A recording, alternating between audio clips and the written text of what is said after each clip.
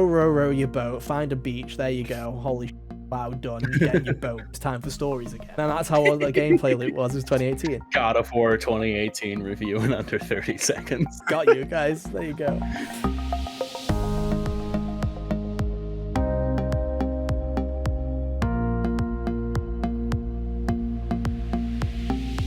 Hey, how's it going, everybody? Welcome back to another episode of the HGO podcast. I'm your host, Stephen, and joining me as always are my good friends, Hunter and Kyle. Hey, guys. How you doing? Hi. Hey, man. Oh, I'm doing just swell. It seems that you've been freed from the ninjas once again. Gosh. Yeah, Kyle's freed from the ninjas. My voice has been returned. Wow. Way to go. You really went on a rescue mission there, Hunter. You not only found your voice, you found Kyle while you were at it. Yeah. Those pesky ninjas we'll have to get one day. Who knows? One day. It's kind of crazy, you know? It's like, I feel like this episode is the end of a trilogy. Because it's like, first year, we recorded the Spider-Man Miles Morales PS5 video on my birthday. Wasn't supposed to be there, but I was there. Then, the next year, we were late to recording that episode, so we recorded on my birthday again. This year, it goes out on my birthday, and that's the last chance my birthday will ever be close to a HGO. For 5 years. So For a while, yeah. It's the end of the era, because you know, who knows if we're still here in 5 years, that's crazy. That'll be slightly scary if we're still ranting at the sun about video games in 5 years. But hey, who thought we'd be here for 3? So that's crazy Thought things. We'd be here for 1. We did, and then we were like, yeah, we'll do 2, and I was like, yeah, we'll do 3, and it's like it's the never-ending circle. We'll get the 3-peat. We will. Who knows? We'll be here until Ragnarok comes because it's already here, I guess. So that doesn't really That's work. already here, so I guess we're done. See you next time, guys. Welcome to the finale, everybody. No Game Awards episode Ragnarok this year. Oh, what a tragedy! Jeff Keighley's like, thank God they'll leave me alone. No, Jeff. Yeah, I know. What a shame we don't have to watch the show this year. Even if the podcast ends, I will come back once a year just to bully you for your terrible show, Jeff, until you fix it. I'll be like the spirits of the I'll be like the spirits of the damned. I will just be like, I'm here until you make a good show, Jeff. I'm here until you make a good show. We'll just see how well that goes. But no, welcome back, everybody. If you haven't guessed, it's Ragnarok is here. Welcome to God of War Ragnarok review episode, whatever we want to call it. Is it overrated? We'll talk about it. I've got a lot to say. I've played like 13 hours. Hunter, you've basically played like 10 at least. You played a bit as well. We got plenty to talk about. Kyle, you've played the wrong God of War. I've got plenty of stuff to talk about with God of War. Don't worry. We'll get to that in a little bit. Kyle has played God of War. But it's just no one loves God of War more than Kyle does. We'll get to that. And then we'll also talk about, speaking of Jeff, we'll try and predict the 6th game of the year noms just for a bit of fun later. And we'll see how that goes. But yeah, if you're new here, welcome back to the HGO podcast. We are here every Monday, usually, around 12 p.m. Eastern time, 5 p.m. UK time, where we talk about everything in the world of gaming. You can find us on podcast services everywhere. Just search for Hot Gamers Only on your favourite podcast service. Or go to youtube.com/Hot Gamers Only, where you can look at our stupid faces each and every week a day. It's crazy. There's so much video content for you to look at when we just talk about video games. It's like the weirdest thing ever. You just want to look at us talk about video games, you can do it. It's a lot of fun. Housekeeping, got nothing really to report. Thank you for all the supports recently, especially on podcast services. You guys have been doing awesome. You can keep that up. That's great. And hey, if you are new and you've been starting listening to us recently, if you're on Apple Podcasts or if you're on Spotify, if you leave us a positive review, that's awesome. We really appreciate it. Or if your podcast service does reviews, I don't know what you're listening to, because there's some weirdos that are like, hey guys, I'm listening on insert podcast service here, which I didn't even know we were on. So thank you for that. We appreciate it. Yeah, I've not really got anything else to really say next week. Pokemon. We'll talk about that next week. We'll see if I even get my copy, but we'll talk about someone will have hopefully played Pokemon. Someone. We might have to bring in the cavalry. And it's not Hunter. It might not be me if my copy doesn't come in. So we will find someone. We'll bring in the cavalry. I'll play Silver again. Give you guys my 20 years on review. I'll join you in that. No. I'll play the good Pokemon game. Why not? No. We'll talk about it next week. We'll bring the cavalry in. It's fine. But no. Let's just get straight into it. Because why the hell not? It's finally here. Hunter the day that we thought would never happen, especially not in 2022, because I feel like we were certain this game was never going to come out. Not in 2022, definitely not in 2021. Were they saying in 2020?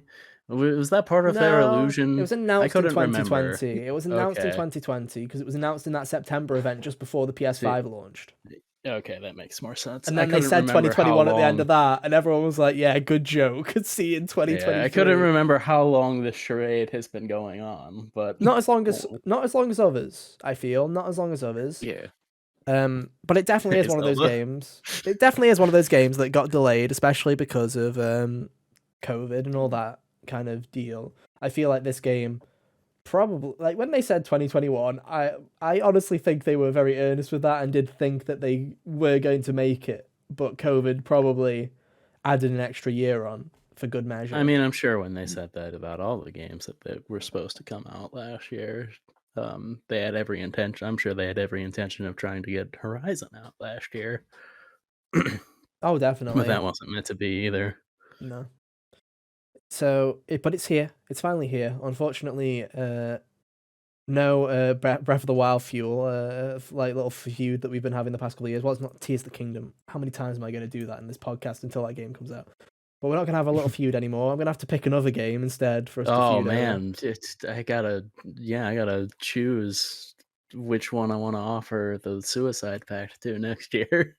Yeah, we'll have to see. But it's finally here. We've waited a long time for this. 4.5 years since 2018. Just about. Which is crazy to me because it doesn't feel like it's been 4.5 years. It does not feel like it's been 4.5 years. You're right. Which is crazy. It's very weird. So let's talk about it. So, like I said, I've put about 13 hours into this game so far. And you have put in roughly around, a similar amount. 10. Like, we were talking before the show, and I'm only slightly behind you. Mm-hmm. As far as... Yeah, I can't remember. I'm really bad with Norse mythology, so I really do not know the names of the 9 realms. So I can't even... All 9 realms are in this game. I can't even tell you what realm that is. I could do a quick... Valheim. It's not... Is it Valheim? Yeah. Okay, yeah, okay. So if you have been playing the game... Yeah. Okay, you're right. Yeah. I think I can't find anything. Okay, I can't find anything. I Google searched, I can't find it. So I'm just gonna believe you. Yeah. So if you got to that point in the game, you're good. We're not gonna spoil anything major. I don't feel because the game's been out for what 4 days at this point. By the time it's been out, 4 or 5 days. Yeah.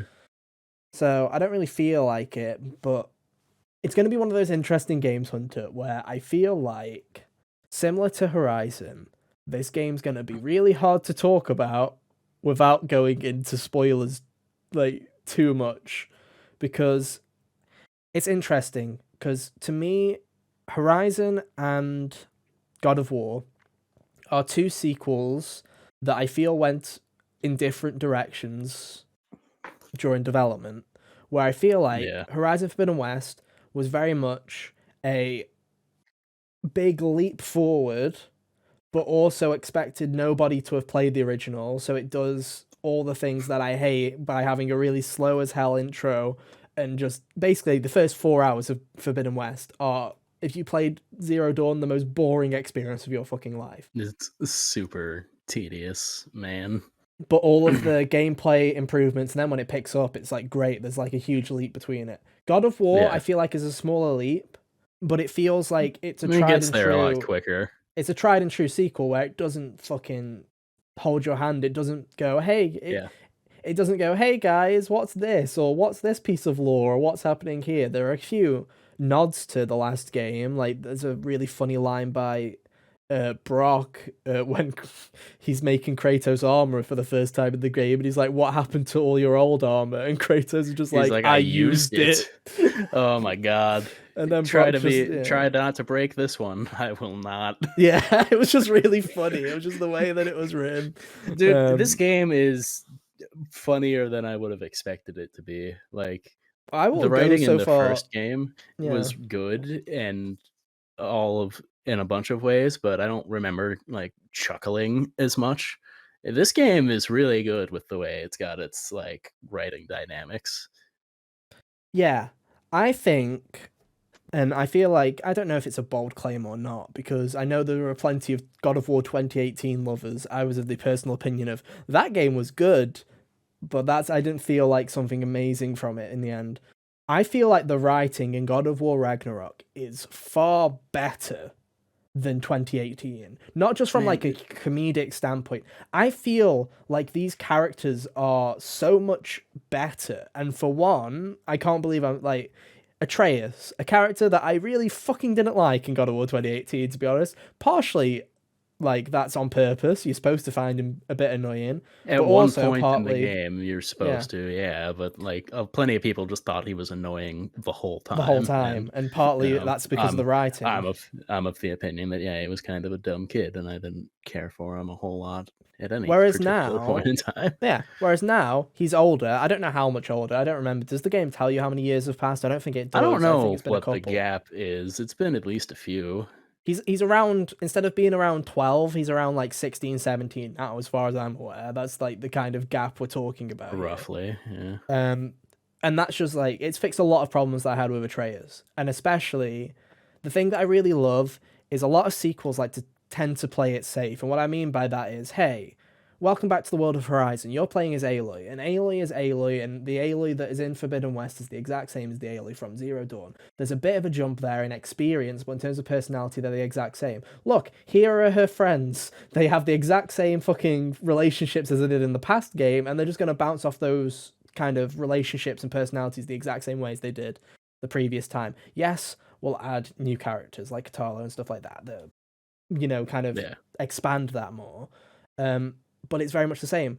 This game, just, there's something about the relationship dynamics between everybody here. When I'm talking about between Kratos and Atreus, when I'm talking between the two dwarves, Brock and Sindri, and the rest of the cast, even the new characters, there's something about the writing between the characters here which is so good that I love literally every interaction in this game as far as just combinations of people talking. They feel genuine. They genuinely feel genuine. And it's to the point where everyone kind of memes on the first game's dialogue with the amount of times that Kratos says boy, and it's just like, no, boy. Or like, it's just like everywhere. Whereas now, the actual relationship between Kratos and Atreus is there. They actually talk to each other. Kratos doesn't hide his feelings as much as he does in the first game, to the point where now they are actually having dialogue where I'm like, holy shit, Kratos is a character. Like, you started to feel that near the end of God of War 2018, and throughout it, he does have an emotional arc, but I'm like, damn, Kratos actually feels like a character this time, and not just to Atreus. There are interactions with the dwarves, there are interactions with Freya, obviously, I feel like that's not a spoiler, she's in the fucking trailer. There are interactions with these characters where I'm like, damn, we've got some character going on here, ladies and gentlemen, that's fucking crazy. Even reading the codex, like the little lore entries in there, I saw a couple of really cool things where it had him reflecting on some of the things he did back in Greece, being like, oh, I don't feel so great about doing that these days. I'm like, oh, that's neat. Yeah, and it's brought up. It's a shame you're literally like. You did a lot of stuff in Greece. It's a shame you're like only 2 hours behind, because the Greece stuff gets brought up in literally the next like hour you play. So it's like he just brought up something in a line of dialogue. Yeah, and I'm like, oh, that's cool. I'm glad you're talking about that. It's just, there's something about the writing in this game, and it was like, I remember I was talking to you, I was like, people are saying that especially the writing and the story is a big pickup from 2018, which I thought was kind of a slow burn. It's a lot of just going around in a boat with your son in a severed head, just like kind of sailing around one realm and a couple of other realms that also had conveniently lakes and boats, and you're just kind of sailing around, and that's the main kind of gameplay of it. Whereas this game, it genuinely, the story feels, it's got an interesting weird start. I don't know how you feel about the start, where I feel like the game just kind of stumbles into it, and it's like, basically the start of the game is you're trying to, without spoiling the first boss fight, you're trying to find Tyr, is the first kind of the Norse god of war, and you're basically just going on Atreus' kind of hunch here, and Kratos is like, fine, I'll follow you on this one little escapade, but then we're going back home. And that little stumble kind of trickles, but it doesn't trickle in the way of, okay, we now need to do this. It's just like, we're just going along with it, and it doesn't really... It felt like I was waiting for a point where it was like, okay, this is where we're actually going to start, but it just kind of just keeps going, and it felt a bit weird. Yeah. But once it's in, now that it's in, it feels great, to be honest, and it's really... The pace of this game feels a lot better than 2018, where... Yeah, 2018 like started hot with its boss fight where you're throwing...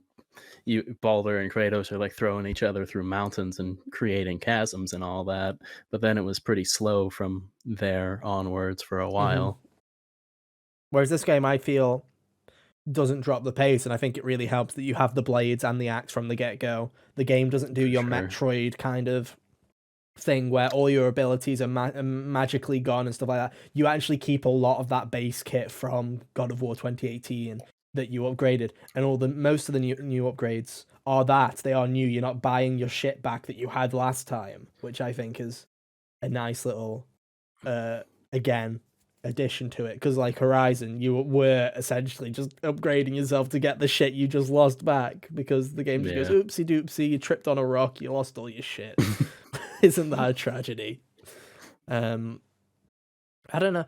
I mean, you're talking about the boss fight. Can we talk about the first boss fight? Can we talk about it? Yeah. Do you want to talk about it? If you're scared, maybe skip the next minute if you really don't want to know the first boss fight. But I mean, the first boss fight's Thor. Sure is. If you played the post-credit scene of God of War 2018, that basically happens, which is I thought was a nice touch. Like, it's the exact same. I think it's even the exact same. I don't know if it's the exact same voice line actually of Kratos saying "Who are you?" But it sounds like it's the exact same kind of. It sounds pretty similar. It's hard to tell. It's deciphering the exact tone of screaming over a thunderstorm. Yeah, exactly. But basically, Odin has Thor basically beat the shit out of you in a boss fight just to distract you for a couple of minutes, essentially, and it just leads to a really cool first boss. And yeah, it's like they do a good job at. It's very similar to the Baldur fight, except escalated to a higher degree. Like, in the first game, Baldur chucks, in this game, Thor chucks you to the Lake of the Nine. Yeah. It's one of those interesting things where it's like, at first I was like, oh god, are we really doing this? Where it's like, I remember when first impressions came out on this game, and I remember a lot of people were like, it's more God of War, and that's good. And I was like, we're only a couple of hours in, it's more God of War. And then when the reviews came out and it was it got 94, I was like, okay, something obviously, the tune changes at a certain point in the game, where there's obviously a point where people are like, okay, now I get it. And I feel like I've started to get to that point where, okay, I now see what they've done different and where they're going with this. Because the first couple of hours of this game, very much following the exact same footsteps. You start alone as Kratos, as Atreus, like you start alone as Kratos, as Atreus comes in, you grab a thing, you literally go in a fucking vehicle to your home, back to your home. You walk in the door, someone knocks on the door. It's the exact same fucking game. And I was like, are they really doing this again? And when you come to realize that it is more of a tongue-in-cheek kind of thing of, we're going to do the epic first boss fight again, and we're going to kind of try and one-up ourselves, and then literally not drop the fucking ball from that point. It was kind of interesting.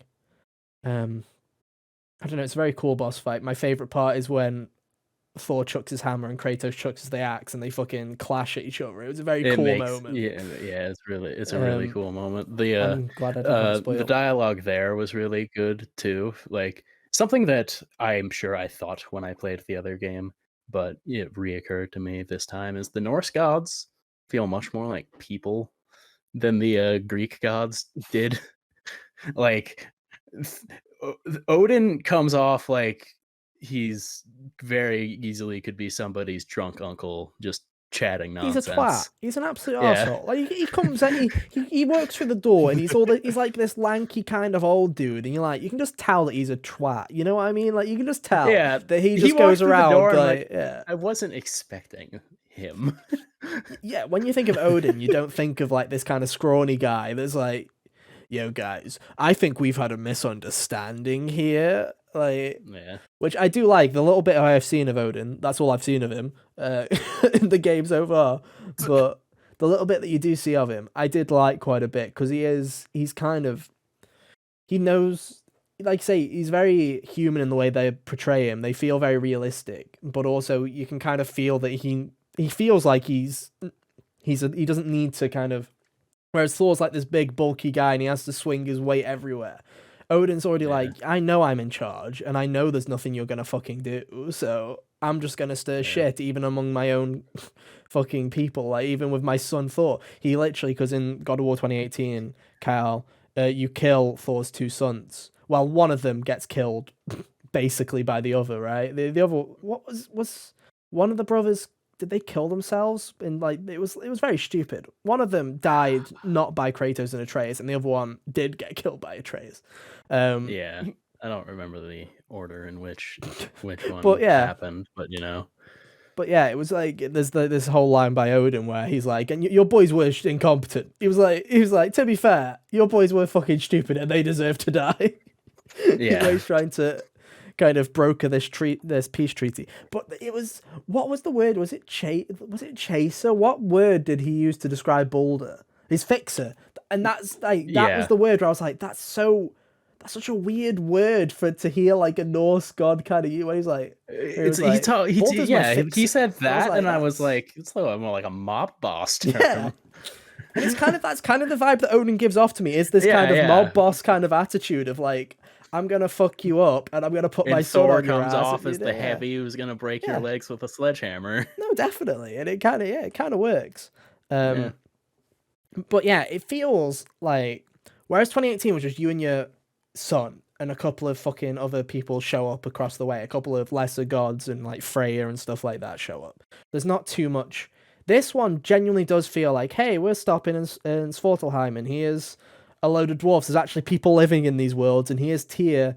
And then, you know, you go to other places and you see other characters and you meet other gods and you're like, these worlds feel lived in this time. I feel like that's the difference. Is in God of War 2018, you're going around a lot of lovely linear levels that feel fucking like no one's lived in them ever. And it's like, going through this game, going through Svartalheim, you're like, man, this feels like a place where the dwarves have lived a mind, and it actually feels like a living place. And you go through, a different area of Alfheim this time, and you're like, oh wow, that, it's a lot more derelict, and it's not the scenic kind of luscious place you saw the first time around. You're like, oh wow, that's kind of interesting. And it's like the way that they do it, even these old realms that you've been to before, you're not going to the same places, or if you are going to the same places, you're going a different entrance, and you're just seeing a completely different way of the world. And I really like that. Like I say, I'm waiting to see where the story goes, because there's been a lot of plot threads so far, and I don't know how far I am. That's the thing with this game, is I'm 13 hours in, and I was like, I have no clue how far through the story it's hard to at I all. feel like the other game was kind of like that too, where I didn't really know when because up until it started like getting closer to the wrap up, I feel like I didn't know when it was gonna actually, wind itself up. Like for a while I figured, for a long time I still figured that, Thor and Odin were on the table as far as fighting them went. And then, when we got further in the game, I'm like, yeah, that probably isn't gonna happen anymore. Mine is like, I'm like, with the original, I was like, okay, we're going to go and scatter Freya's Kratos and Kratos' wife's ashes. That's what we're trying. I can't. Faye, that's a name. I knew it began with an F. Which is good enough for me, because you know what I'm like with names. I'm like, that's good enough for me. I'm surprised I'm remembering this many names, especially because they're all Norse, and I'm like, wow, like I'm doing good job. Good job, Ethan. You're keeping up. That's how you can tell I'm interested in the story. Remembering substantially more. Than it's not like Varl, where I'm just like, who are you again for the 60th time? Varl. Exactly. Or Zoe or any of them. I do love Forbidden West, but man, playing this game, I don't know why, Hunter. I was a Horizon Zero Dawn man when it came between Horizon and God of War 2018. Yeah, me too. So far, between Forbidden West and Ragnarok, I'm leaning towards a Ragnarok kind of guy. I don't know why. I just feel like it's the same situation. It's funny. it's so good. Because It's so I good. like Dawn more than the last God of War. By it wasn't by a huge margin, but I liked it a little more. And I like Forbidden West more than Zero Dawn, but I like Ragnarok more than Forbidden West. It's a fun way this is all shaking out. Or at least so far, I like Ragnarok more than Forbidden West. I don't know. Maybe they'll upset me sometime in the next several hours. And I just think it's because of the variety. Whereas it's like God of War 2018 is like I say, it's a lot of you and Atreus. And without spoiling too much, I assume that if you're watching this, you've probably played the game, or at least played some of the game, or at least have watched a lot of the game, because the game's been out for 5 days. You probably would have gone somewhere else for completely blind first impressions, unless you really do validate, like our opinions like that. And I appreciate you if you do. But the variety in this game, the party is not just Kratos and Atreus the entire time, like it is in the last game. You have characters swap in and out. For example, Brock and Sindri swap in and out. You can have them as a companion at sometimes. Kratos and Atreus aren't always together. I don't know if I want to talk. Do we mention that? Like, should we mention it? I feel like we should. It's 2 hours in. I feel like we should fucking mention it. Atreus is playable in this video game. Atreus is a playable character this time. And he has his own moveset and he has his own abilities. And also, I really hate to say, he's fucking fun to play as well. That's what I fucking hate. Is not only did they nail the axe, they nailed the blades. They've nailed the way that all of these kind of companions feel different and unique, because each one I've played with has had a unique kind of gimmick that doesn't feel necessarily gimmicky. It's just like a cool little attribute that makes them all their own. And then on top of that, you have Atreus, who also plays like it's weird because he plays like his AI generated, like his AI character does. Like he has the moves. You can use the bow, you can use the two, but it feels like a fully integrated moveset where it doesn't. Instead of it, you can see parts of your playstyle in the Atreus, who's the companion, because his level, like his skills match. It's very weird, and I really appreciate how well it's done and how well they've handled it. Because it doesn't feel like playable Atreus and companion Atreus are 2 different characters. They genuinely do feel like, oh, I'm playing as Atreus now. And, oh, now I'm back as Kratos, and Atreus is now carrying on with those movesets and using those moves, which I really like. It's a cool little feature. But just the amount of variety, the amount of people that you have traveling with you, the fact that you do have characters like Brock, Sindri, and Tyr, who that's as far as I'll go in terms of characters that we'll mention, but that join you on this journey, that aren't just like, hey, you should go here, okay, bye, and then you walk off and it's you and Kratos and Atreus and Mimir again. It feels like this is an actual story that's involving a lot of characters that is moving at a faster pace, which I really appreciate. But no, it's very good. I don't. I'm trying to look. I'm looking in. I'm doing a scary thing here where I'm looking at. I'm doing almost the unthinkable here, Hunter. I'm looking at like a playthrough on YouTube to try and gauge how far we are through.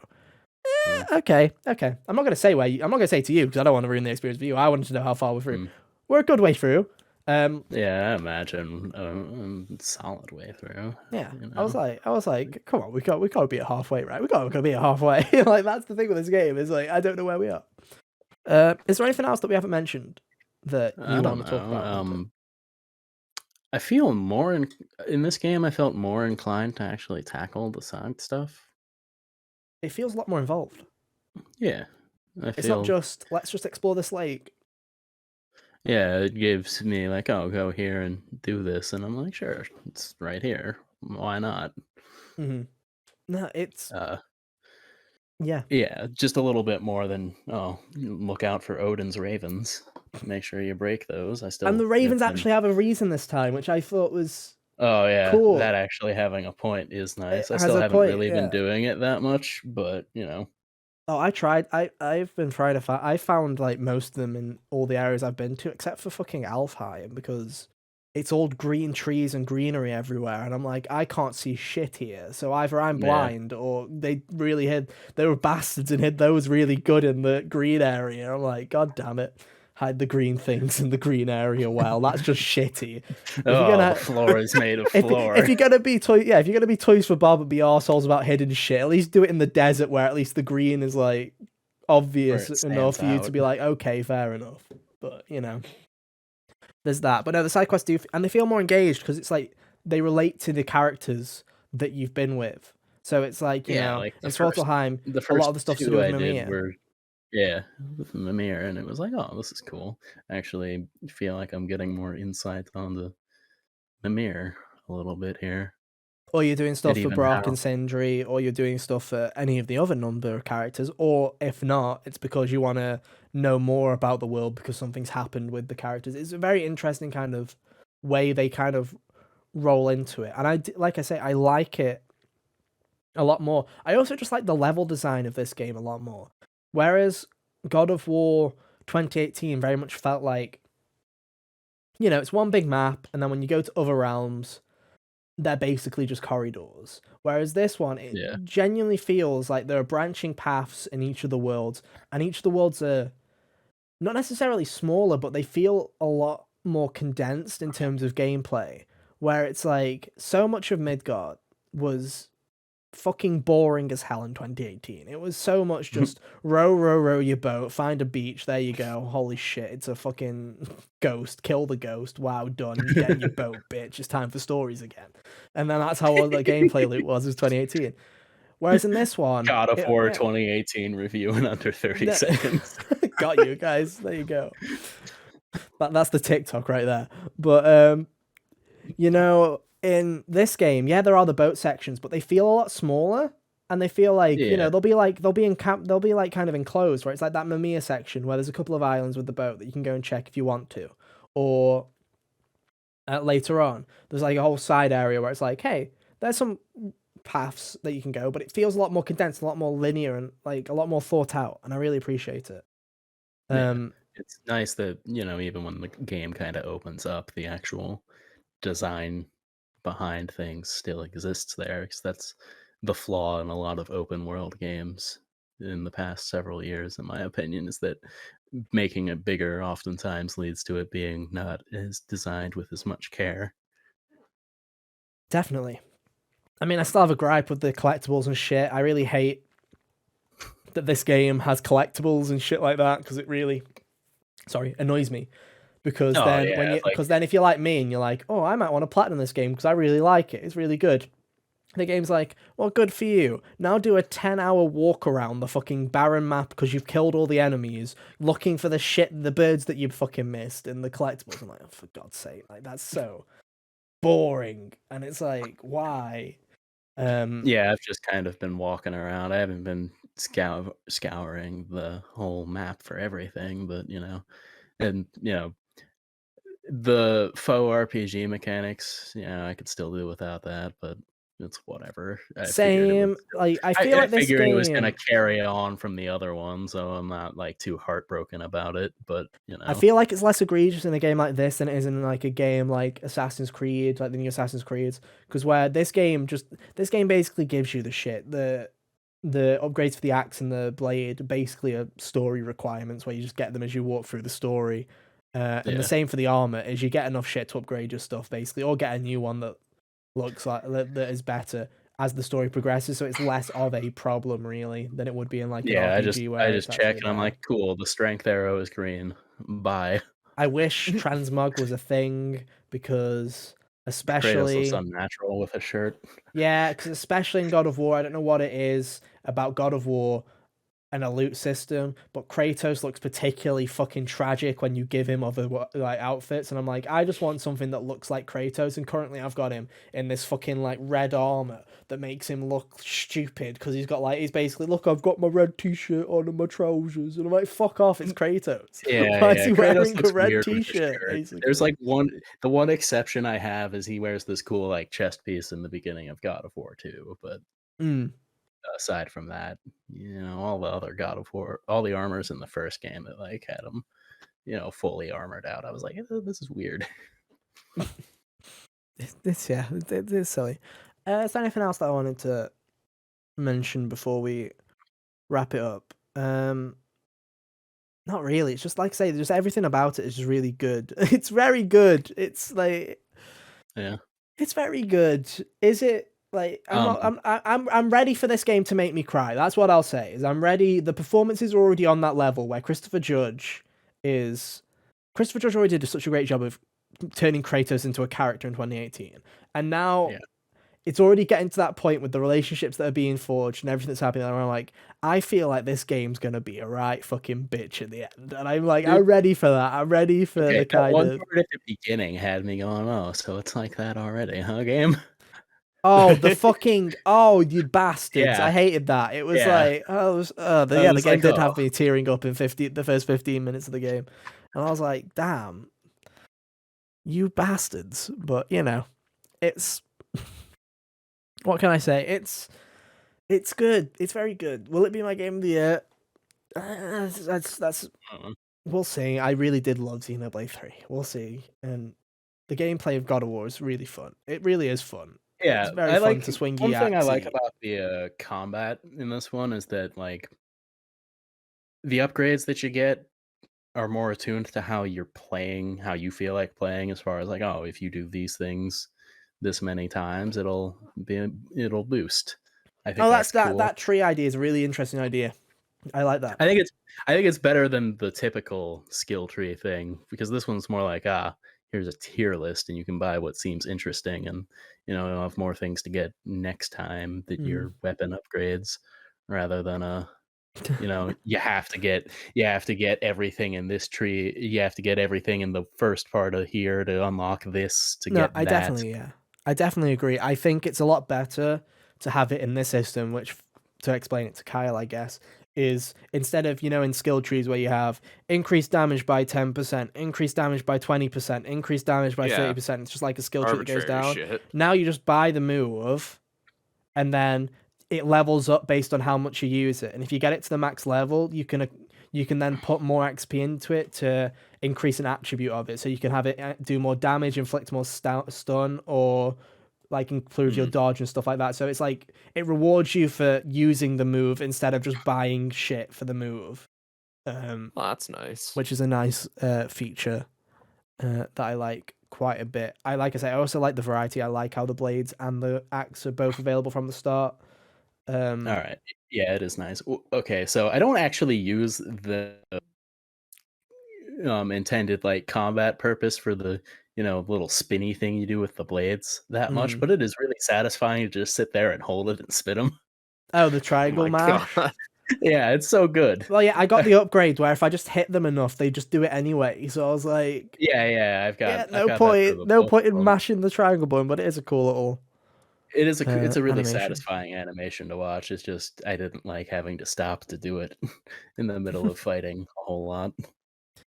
Yeah, like I said, it's like I say, it's God of War 2018, but refined in every way and with a much more interesting story to me. Like I feel like, Yeah. I'm interested in seeing where this goes. I genuinely am, and I'm like, I like I say, it's fantastic. It is. It's fantastic, and I can see why people are liking it so much. And if people are saying that the second half is just as stronger than the first half, even, and this game just keeps ramping up, then I'm very excited to see where it goes because I've already had a lot of fun with it, and it's already got to a point where I'm like, damn, it's good. It's one of those games where, and it's been ages since I've had a game like this, where you play it and then you look at the time and you go, fuck, I've been playing for like 4 hours, and you don't realize that you've been playing for that long. And it's just one of those games where you're like, damn. It's always great when it feels like you haven't been playing for as long as you did.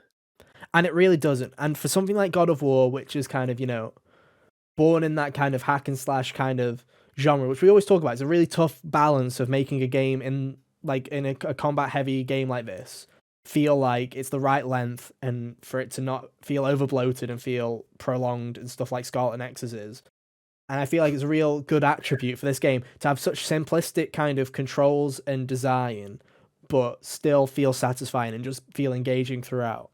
They have done a really great job with it. Certainly a better job than they did with 2018. But that's just my opinion. People love 2018. but they're gonna have to do a lot of fucking. They'd have to fuck it up really badly in the end for me to like God of War 2018 more than this one. That's all I'll say. Yeah, it's gonna be. Yeah, I have a hard time imagining how bad they would have to mess it up for me to feel like this one isn't better in the end. Yeah, I just don't. We'll have to. Well, like I say, I think it's gonna be great. But yeah, would you recommend it, Hunter? I sure would, especially if you already liked the other game for sure. If you're big into PlayStation's first party stuff, then definitely. I guess if you're like Kyle, then no. But What's that supposed to mean? I don't know, man. You fight, Hunter? you didn't like the other game. If someone else didn't like the other game, they probably wouldn't like. They might still. Hunter, I played the prologue of the first game. The prologue starts pretty solid. You chuck a man through a mountain. That's true. I did do that. Yeah. I guess just didn't feel like continuing after the prologue is most of it. The one last thing I should mention is for my trophy bastards like me out there. Apparently, also, the collectible trophy at the moment is bugged. So, because one of the things isn't craftable. So, if you're like me, maybe just do the side quests and the main quest, and then save all the collectible fucking nonsense for the patch, which is great for me because that just means that I can fuck that off, play the game, play all the story shit, and then bounce out and go back to play Persona 5 Royal until that's fixed, which is great news for me. But if you are... I wasn't going to do the collectibles anyway. Well, no, my plan was to get all but one, but now my plan is, fuck that. If it's glitch, salut. See you next time. But yeah, that's interesting. Anyway, I guess that's all we have to say. It's a great game. You should play it. Yeah. Unless you're Kyle. Don't play it, Kyle. Do you know what else was good? Go on. The year 2005. Yeah, it's like, Devil May Cry 3 came out that year. God, what a good video game. You may, do you want to kind of explain what you've done here, Kyle? Because, yeah, you didn't follow the homework here, really, did you? So, I did the wrong homework assignment. Oh, dear. Anyway, as people may know, I don't own a PS5. I don't own a PS5, and as Hunter just said, I wasn't particularly keen on God of War 2018. At least from the prologue. The prologue did not sell me on the game. So It is hit or miss. You'd hate Forbidden West as well, because if you hated Horizon already, you'll hate that fucking prologue. I hated Zero Dawn, dude. Oh, you'll hate the first 2 hours. Honestly, Good I thing thought I'm it was just never me and gonna Hunter. touch I thought it was just me and Hunter, but now that my friend also mentioned it, I was like, damn, this is an actual problem. Yeah. Dude, Horizon was so boring. Hey, that's your opinion. But unfortunately, I'm not here to bash that video game today. No. I'm here to bash God of War 2005. Hooray. So anyways, I decided to finally give this game a try because I was getting bored of and kind of burnt out on like big story-driven games. And also, I didn't want to play Bayonetta 3 either. That game wasn't doing anything for me. Hunter, let it be known, I haven't touched Bayo 3 since the Bayonetta episode.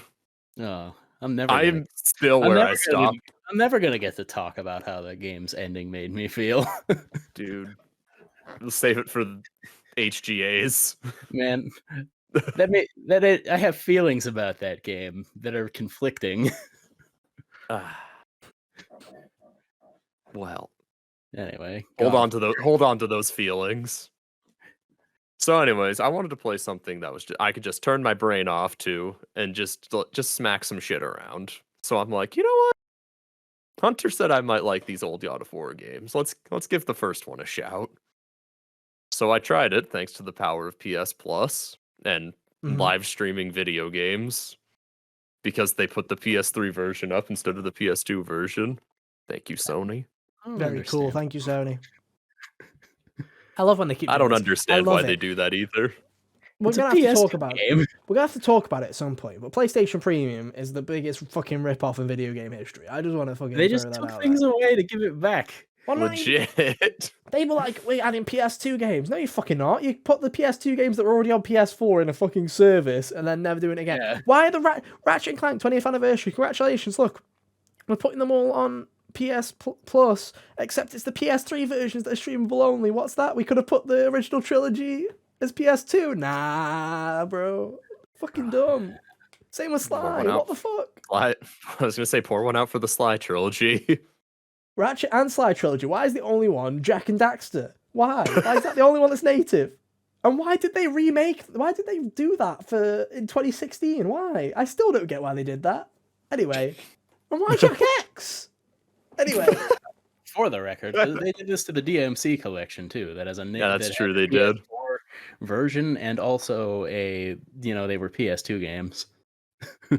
I don't mind if they do that, but make new versions. I don't want them tied behind fucking streaming. Anyway, Legit, it's so bad. it's also really bad because PS3 games are stuck at 720p on PS Plus, so they just look shit anyway. Like they just look garbage on the bitrate. Start watching a YouTube video at 720p on a 50-inch TV. No. Anyway, sorry, Kyle. Had to get that rant was deserved because man, the streaming service is not good. Yeah. Especially in an action game. But anyways, God of War 2005 was a video game. It started off really good, actually. I quite like that opening level. God of War is really good at opening segments. The first part of the first game is like arguably the best part up until you kill the Hydra. Really so good. True. Very, very solid start. The second game's opening is arguably the best part of that game. Really great first boss fight. The best part of the third game is the fight with Poseidon at the start. I do know about that one. Yeah, they're all really good, like starting off hot. So what I'm hearing is I can just turn the game off after the first level. I mean, the rest of the games, with at least two, the rest of the game is pretty good after that. Anyway, I haven't played any of them in a long time, so I can't really give like super detailed recounts here. Well, don't worry. That's what I'm here for. Yeah. Nothing like a super detailed recount of a first playthrough. Anyways, this game was alright. Yeah. I have no real... That's a lie. I have one big issue. Go on, what is it? And that it's kind of the combat, not gonna lie. Oh. What about it exactly? Wasn't too big a fan of how lumpy Kratos' attacks felt. Just like his standard chain blade attacks, the Chaos Blades. Yeah, it just felt very like sluggish, not very intuitive. And also, Hunter, I don't know if you had this problem when you played the game. I'm asking you to test your memory right now. Mm-hmm. Did enemies stagger for you like at all? Or was that just bad game design? It was. They would eventually. They didn't stagger on every hit. Like it was basically like on like the finisher of a combo or something. They would stagger. Like square triangle was a good one for making people fall back. Good old pummel of Prometheus. I'm a psycho. Why do I remember that name? Why do you remember that? Why do I remember the name of the move? I'm a psycho. Anyway, I can't remember a character from Horizon Forbidden West. Yeah. Man can't even remember Studious Wadis. I just remember his name because it's super silly. But anyway, yeah. So like it was like Charlie Ouroboros. Finishers of combos would stagger things, or oftentimes, unless they were big, you could just push circle and rip them in half anyway. So it didn't really matter. But yeah. Okie dokie. No, otherwise, like, I don't have a lot to say on this game. It's fine. I think Kratos is, like, an interesting character to look at, like, old Kratos. I didn't realize that old Kratos and new Kratos are the same Kratos. What? I thought God of War 2018 was like a reboot for the series. It's a soft Well, a reboot. soft reboot is Yeah. he went but I somewhere didn't- else. But I didn't realize it was the same Kratos who was causing havoc in Greece. Yeah, the Yeah. lore genuinely is that Kratos packed his bags and just went to Norse mythology for shits and giggles. He was like, all right, I'm Nice. gonna head out. After he ruined his homeland. Yeah. He was like, on Nice. to the next Love it. one, bro. On to the next one. But yeah, I don't know. Yeah, let's see. The original game, that first level's really good. I remember the stuff in Athens being, I don't know.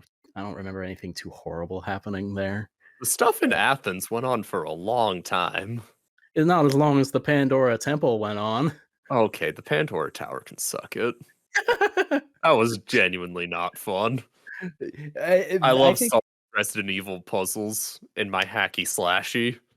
Well, see, God of War's whole thing was like, I think basically their idea was, what if we took something that, fight like in Devil May Cry and explore like in Prince of Persia. That's why the first game in particular has so many, like, you're walking on these beams and trying to balance on things. And Oh my god, the beams were fucking stupid, dude. Forgot to push X and now you've fallen off, or you've walked They were too fast so across it and now you've fallen off. Yeah. They were so stupid, dude. Yeah, it's Why like, did Pandora's Tower exist? it's funny. Actually, the level design of the first game, from my memory, just gets progressively worse the more you go on. Oh, because it got so much worse, dude. Because after Pandora's Temple, you have to play, Escape from Tartarus, not as good as Hades. Oh god. With, Is it worse than P3? I don't know. I haven't played P3, but it's got the spinny, spiky pillar stuff going on there. Don't worry, just 2 months to go and you can play the worst version. It's good. Don't worry. Oh hell yeah. I wonder if they fixed that. Do you think they fixed that? They probably haven't. No. Why would they fix it? So, Kyle, did you finish the game then, or? Very nearly. Oh, very nearly. Okay. That's like when my dad got to the final boss in Horizon Forbidden West, realized he was far too underleveled for it, so just quit the game and watched the ending on YouTube. And when I beat it, like, that was it. I was like, good job, Hey, good job. We've all been there before. Yeah. No, I'm just saying. respect it. No respect it. shame. Yeah, I respect it. I did it before. It's good. It's good. Yeah. I did it for Riku Chain of Memories because I was like, can't be fucked. Oh hell yeah. Played the first hour and I was like, nope, skipping the rest. I already beat this bastard once. I'm not doing it again. Yeah, it is funny because in the couple of days before Ragnarok, I halfway entertained the notion of playing one of the older God of War games just because I didn't want to play the newer one because that was going to feel too samey when I picked up Ragnarok. But, the old games are decidedly different and also Yes, relatively they are. short. If I wanted to, I could have committed myself to beating one of them on like a Monday or something if I wanted. But I didn't do that. I just thought about it. Dude, Yeah, if I told you I was playing one, would you have played it? I would have thought about it. I don't Oh, know if I okay. would have. Thanks. unacceptable. I mean, what do you want from me? I don't know. Someone to suffer with. It's not like I wouldn't really have. I liked the other ones just fine. So I'm sure whatever beef I have with the way it aged, I'd probably shrug off.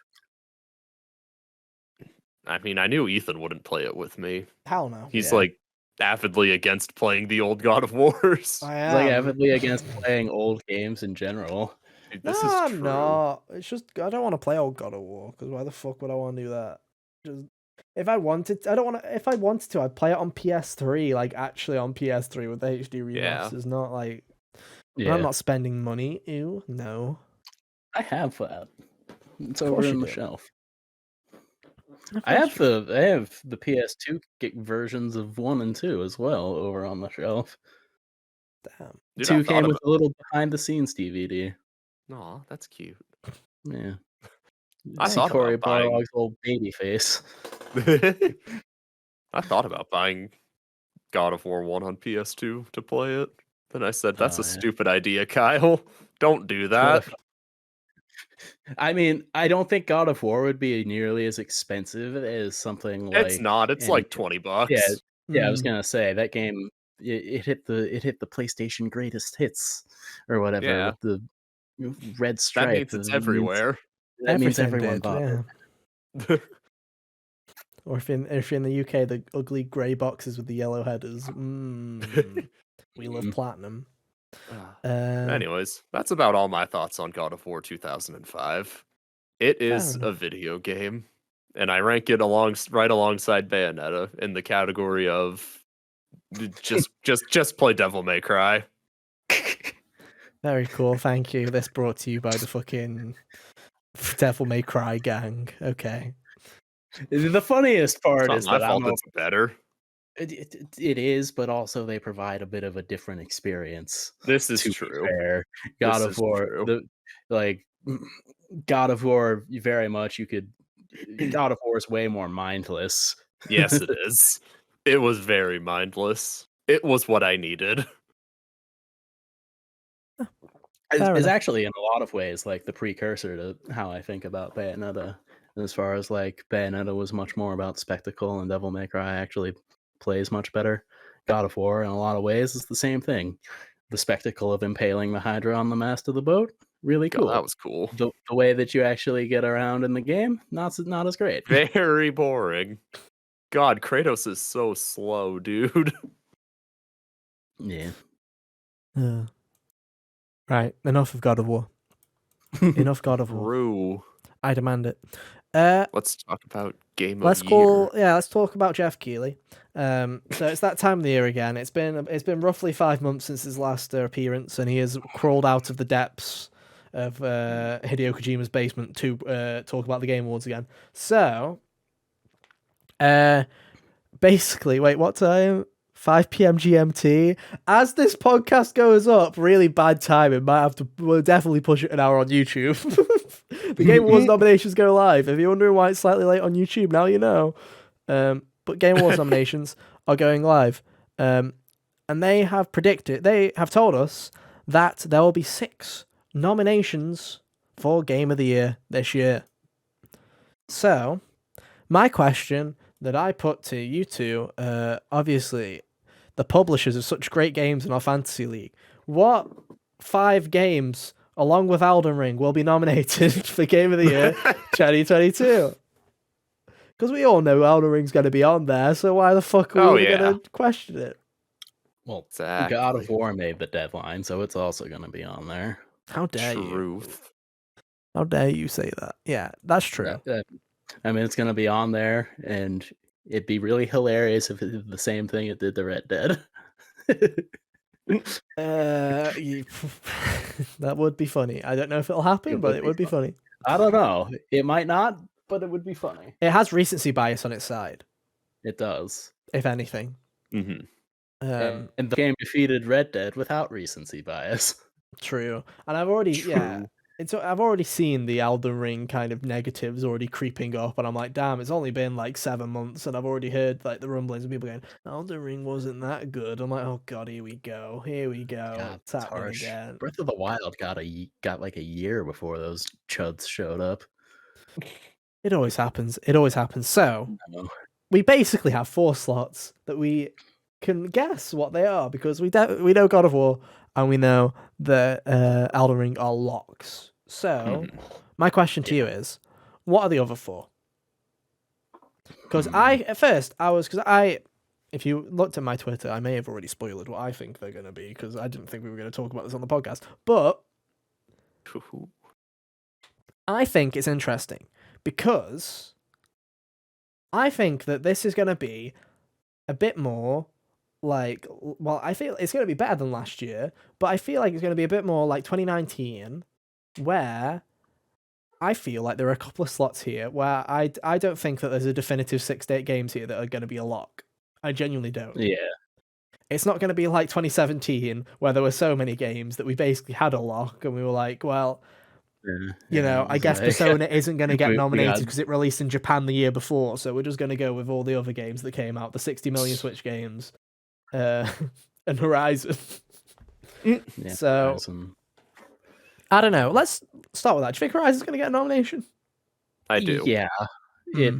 it probably will. I mean, like, I don't foresee even if it got overshadowed by Elden Ring, there aren't other games that have made as big of a splash, I don't think, in the time since then. That's the thing, right? It's because if you go to OpenCritic and you look at, it's not a very great way of going by things, but it's a good enough way where you can kind of gauge. So you know that Elden Ring and God of War, 2 highest rated games in 2022, definitely going to be locked. Yeah. Horizon Mhm. Forbidden West got an 88. Yeah, it's the upper tier of Which games. That is, have come out yeah, this in year. some years, that's Game of the Year numbers, baby. That's Game of the Year numbers in some years. Yeah, it was Game of the Year numbers last year. It was Game of the Year last year was lower than that. Because what even fucking won? I don't remember. It Takes It Two. Takes Two. Was that an 88 or an 87? It was an 88. Was it an It 88? fluctuated between 87 and 89 all the time. It was at Right, 88 let me have a look. pretty frequently. Let me have a look. Let me go back And, to last like, year's Fantasy Critic. I'm sure they Deathloop was still... locked at like 88, and that's what I thought was gonna win because It's at 88. Yeah. It's at an 88 as we speak on 88. OpenCritic. So, Yeah. there you go then. So 88 was Game of the Year level last year. Easily. Yeah. So, I feel like that's a lock as well. So, that's 3. We've got 3 more. We've got to remember that usually one of those slots is usually an indie slot.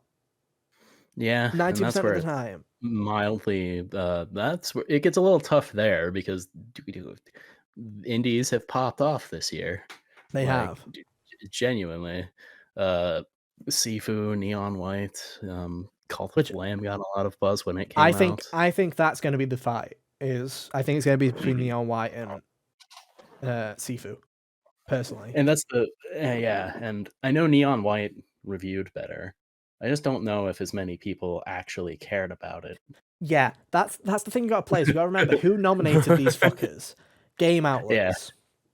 So they're gonna AAA is a lot more of an easy game to play because you just look at the high scoring games of the year and you go, chances are, when yes, you'll have people like Kind of Funny and Easy Allies and those kind of smaller groups, which will have some more kind of niche biases where their votes will go towards stuff that they liked because they're smaller businesses. When it comes to IGN, I'm sure IGN literally just look at their highest reviewed games of the year and have a discussion about that, and then they go, okay, I don't care if you liked Sifu. Neon White scored higher where we are, and more people have mentioned it, so we're putting that forward. That is probably the way it goes at bigger places. So it's going to be interesting because I feel like Neon White or Sifu will probably have the nom for indie. I don't think they'll both get it. I think it'll be one or the other. Has an indie game? Has there ever been 2 indie games nominated for Game of the Year? No. And Yeah, I it's swear always last been year we were like, maybe last year we'd have 2 indie games. Unless you count EA Originals, then It Takes Two would count. What was the other one? I don't remember what it was. Game of the Year 2021. As you can see, we came very well prepared for this topic because we are looking it up. Hello, I see you. It Takes Two was the indie nomination last year. It was. I was gonna say, I mean, like, Yeah. technically, Housemarque wasn't acquired by PlayStation when they made Returnal. And it didn't get a Game of the Year nom last year. Oh yeah, that's right. God, what a robbery, man! No, but Resident Evil 8 did. And so did I don't understand. and Dread. And Psychonauts. I heard Psychonauts was very good. Yeah, Dread was but, just like, more Metroid. I don't know how that got a Game of the Year nom. I really disagree with that one still. I'm like, I loved that. I loved Dread. Wasn't that Hunter's fault? Yeah, it's your fault, Hunter. Yeah. The one I disagree with the most with was Resident Evil being nominated over.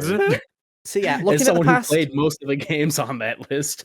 looking at the past couple of years, It Takes Two was last year's. The year before that was Hades by Supergiant. The year before that they had unlucky. That year they had 0 for Game of the Year. Who remembers 2019? There was only 5 games that came out. So Oh man. no, Resident Evil 2 got it on. The closest, I guess the closest that you have is Control by Remedy, which is nowhere near indie level, but that's the most niche game that got a nom for 2019. And in 2018 it was Celeste. 2018 was Celeste, yeah. Should we go back to 2017? Was the one for 2017? I think that probably wasn't. I feel like 2017 was too stacked. Yeah. Oh no, I lied. Persona did get a nom in 2017. Oh, It Cool, was good job, Persona. Breath of the Wild, Mario Odyssey, PUBG. PUBG got a PUBG. nomination. Ugh. Oh god, is that it would even not fully happen. released yet? Probably. They probably finished Ugh. development. It's probably over. Whatever. PUBG's probably dead for all we know. But yeah, Mm. usually it's 1 or 0 nominations for indies, and I feel like it's going to stick that way because of how many high-scoring games have been this year. So Yeah. I put it for Sifu or Neon White.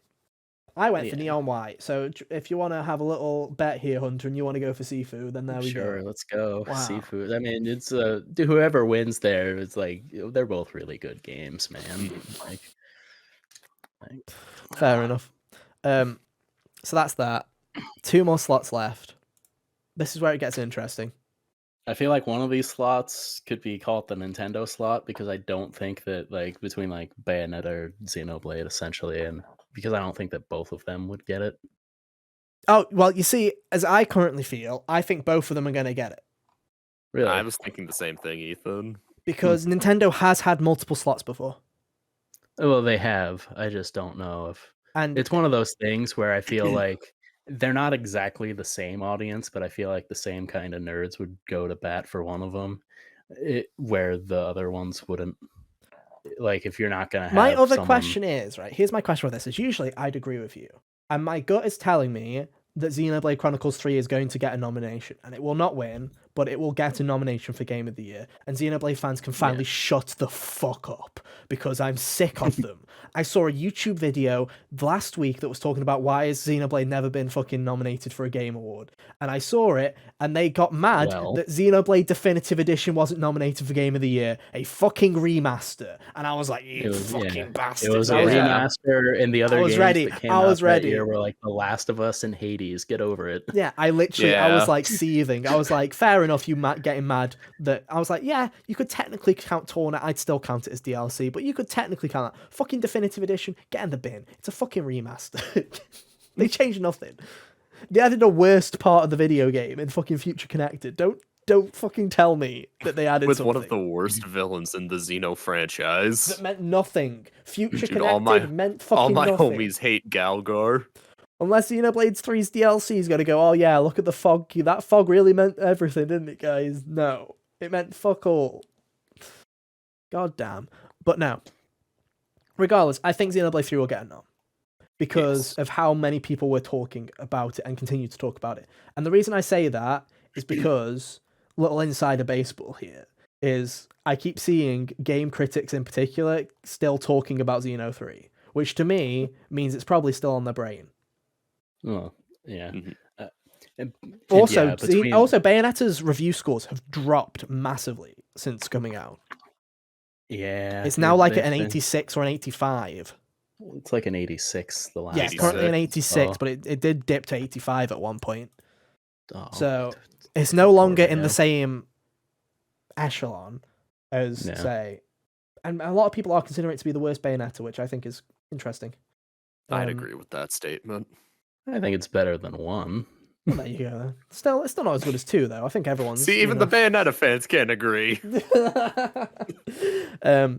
But part of me is just me wishing this into existence, so I'm going to say it until fucking Jeff tells me no. But I'm going to lock in Xeno 3 because it scored too well.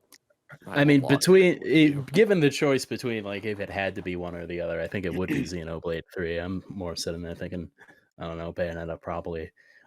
Like, it'll probably be that thing where it wins the best action category, but does not get nominated for Game of the Year, even though other Games of the Year noms are in the category that it won. And like I say, I think it's also possible that both of them get nommed. Because what's the big game that also like gets nommed? Like my sleeper is Plague Tale. Is the only other game that I can think of. Because Plague Tale did also decently. Yeah, and I don't know. But also, it doesn't scream to... people weren't that vocal about Plague Tale. Mm-hmm. Yeah. Plague Tale, to me, would very much be a quote-unquote Xbox pick, because it was tied to Game Pass so much, the marketing and all that jazz. So, it's interesting. Because it's like, we'll get to actual full predictions for, like, other... like, who will win categories later. But it's like you can go like JRPG category or whatever it is. You can guarantee that you'll know what games will show up. We'll definitely get a nom for that, and it'll get It better it'll definitely win. get one for it'll get a nom for RPG. What's it It'll even get a nom going for something against? else. I don't know, but like off the top I'm sure of my AI head, the Somnium Files will Xenoblade- get something for JRPG, even though it's not technically an It's not a RPG, JRPG. because that's what Jeff Keighley always Visual does. novel. Yeah, I'd have be you happy seen? to see it, even if Have you it. seen what they've done before? I don't know. It's also Oh, not. I They have, also but I just. They ignore. also cordon it off into its best role playing, not specifically JRPG. Oh yeah, it'd be best role. Yeah, but has there even been 6 'cause RPGs this year? I don't remember. Like Xenoblade Bet you 3, God of War gets Live a fucking Alive. nom. That definitely shouldn't Oh happen. yeah, Live Alive happened. Yeah, but I don't think Live Alive will get probably. remembered. Triangle Strategy. Triangle Strategy. will. God. Triangle Strategy will get. Yeah. And Pokemon It's Legends existed. Arceus, if you really want to stretch. that'll get best family game nom. That'll be a best family Maybe game nom. Normie Craig. I can guarantee Like, that Legends Arceus will probably be in the family category, and it'll probably win the family Yeah. category. But yeah, like Either that or Kirby. Oh no, straight Kirby. up, if Oh god. that could get nominated for Game of the Year. If Kirby gets potentially. nominated for Game of the Year, I am fucking ending this podcast. Like I'm. So I fucking- could see that happening before Bayonetta being nominated. So Hunter, I actually did have Kirby on my list of 6 games. Yeah, What did it get? because I forgot about it. It got an What do you 86. think Kirby. It got an fucking- 85. Oh, That's okay. that's Well, good enough for me to say that Kirby has got as equal chance as Bayonetta. Then definitely. Yeah, because Kirby fans more are ravenous, people bro. played. More people probably played Kirby. I think Kirby has a bigger audience than Bayonetta just by default. Yeah. I think the mixed reaction Just a to wider appeal. I think the mixed reaction, and well, not mixed, but more mixed than it should have been reaction to Bayonetta 3. Well, The kind weird of- week and a half before it released. Yeah. I'm sure that's left like a sour taste. Where I feel like It sure even though took the people wind out like of it- some people's sails. I feel like it took the wind out of most people because it's like people aren't talking about it anymore. They were like, "Yeah, oh, the game turned out to actually be all right," and that was it. That was like the end of it. Instead of it being, "It's great," yeah. it was like, "Oh, it worked out in the end." That's it. Yeah. It's Like, wow, more Bayonetta. it's weird. So anyway, my 6 that I'm going with. I tweeted Bayonetta 3, but I'm with you, Hunt. I'm with you, Kyle. I think Kirby is definitely going to get it instead. I So think it'd be so funny if Kirby got it. My current 6 guesses: Elden Ring, God of War Ragnarok, Horizon Forbidden West, Neon White, Xeno 3, and Kirby. Those are my 6 that I will guess. But I also think that 6. I think that 6 slot could be swapped with Plague Tale. I think it could be swapped with fucking anything. And if Xenoblade doesn't get a nomination, I feel like it's going to get a nomination because Jeff's seen his replies on Twitter. And I feel like literally the Xenoblade community has been like, you forget Xenoblade, we forget you. Like they've got those weebs have got their death notes out ready, bro. Like...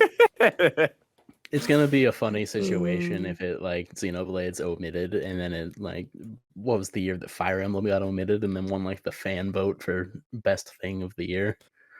Oh yeah, they'll go fucking ham on that vote. They'll rig that shit like it's no tomorrow. Don't underestimate JRPG fans. Yeah, those nerds found our podcast. They'll find True. anything. All 900 of them. It's true. And then didn't watch. Yeah. True. But it's going to be interesting. We'll find out on Monday. Be sure to tune in next week where we will maybe bring it up in passing and scream at the Be fucking sure to sun. check Ethan's Twitter on Monday when Kirby gets announced as Game of the Year. I also want to say it will be my birthday, so if Jeff better give me a good birthday present of Xenoblade Chronicles 3 being nominated for Game of the Year. I don't understand how it can't be because I feel Legit. like Xeno 2, yes, it had its haters and it had its enjoyers. Xeno 3, I feel, was universally fucking like applauded, where even Normie Craigs were going, "Damn, it's good." I cried like a bitch, and I'm like, "Good job," because I also cried like a bitch. Game of the Year. So did I, Craig. So did I. Monday is gonna come, and not only is it gonna not be in Game of the Year's category, it's gonna be missing from the Best Music category too. Because such a Jeff shit Keighley day. hates Kyle specifically. Are all the categories going up? Yeah, on all of them on Monday? Yeah, it's Monday. gonna be all of them. Shit. We'll have some stuff to talk about next week. It'll be Oh, that's interesting. gonna be a fun day. Yeah. I'm not looking forward to it because, like I say, it's my birthday. I That's turn gonna be hilarious. I turn Kyle, gonna be 25. a Jeff, I just want to talk. Tweet incoming. My God, dude, how did he omit Guilty Gear Strive soundtrack? That's just Right. I'm It's gonna gonna beat be- him up.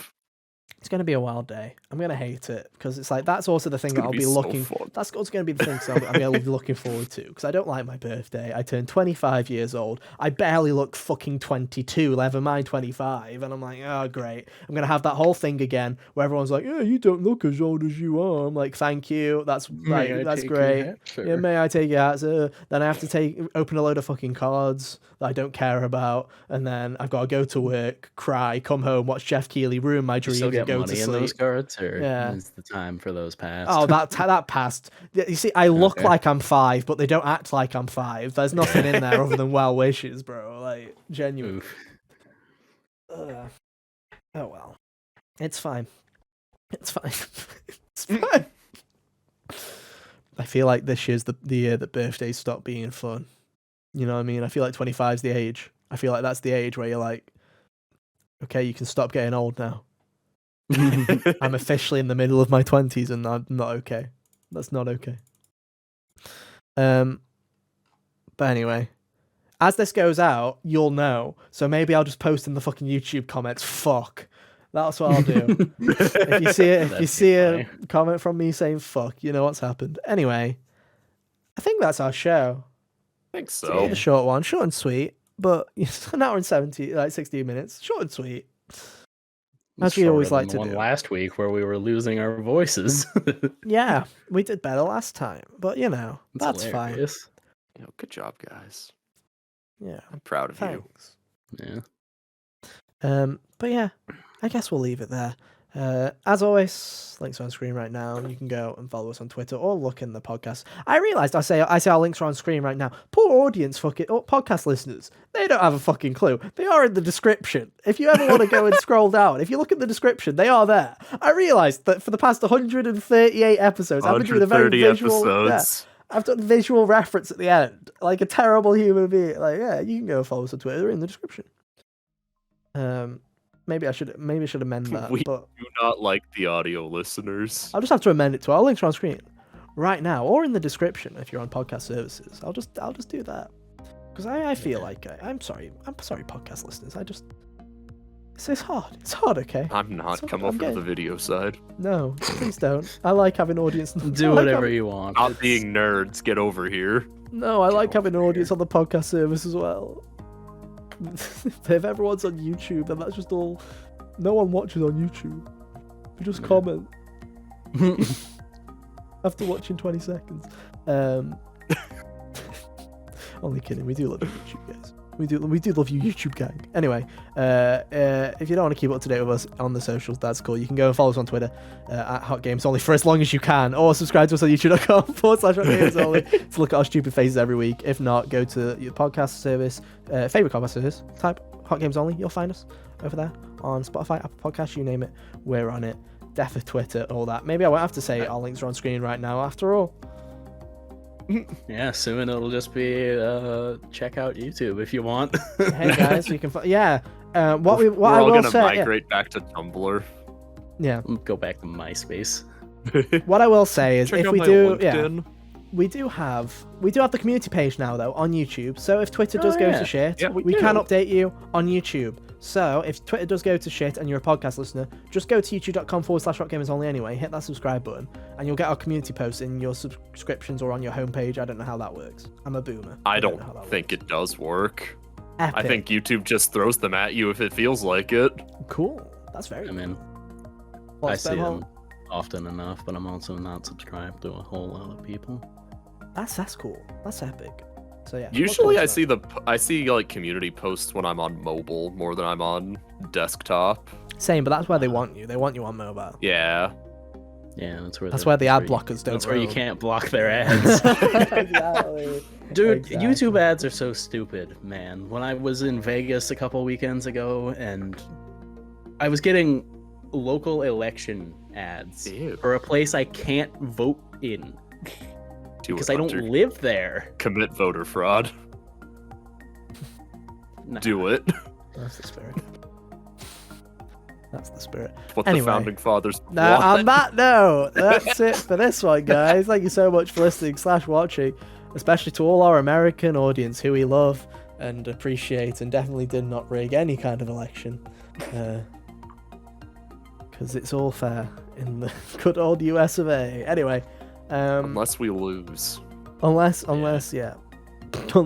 you lose, then it was rigged. Just like So everything. true, That's what I'll be Bestie. Just screaming like about the Game Xenoblade. Awards. That's what I'll be screaming. That's what I'll be screaming. Anyway, we'll be back next week for Pokemon. Who knows who will have played it? Might be me. We might bring on a special guest. We'll see. But until then, have an awesome week. And yeah, we'll see you next time. Bye. See ya. Toodaloo.